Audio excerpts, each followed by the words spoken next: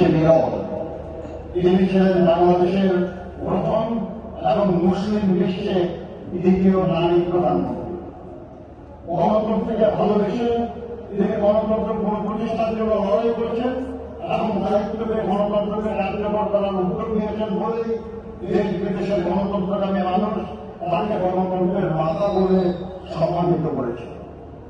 উন্নয়নের সমৃদ্ধির সামনে কখনো মাথা নত করেননি। কোন প্রলোভন, কোন ষড়যন্ত্র হুমকি তাকে তার জীবনের সেই দিন অব্দি আপোষের পথ বেছে নিতে বাধ্য করতে পারেনি। তিনি বারবার থেকে গেছেন দেশের মানুষের পাশে। তিনি বলতেন, বিদেশে আমাদের বন্ধু আছে, দেশের একটি বেগম খালেদা জিয়া রাজনীতিতে আগমন ছিল আকর্ষণ, কিন্তু দেশের প্রয়োজনে তা ছিল অনিবার্য।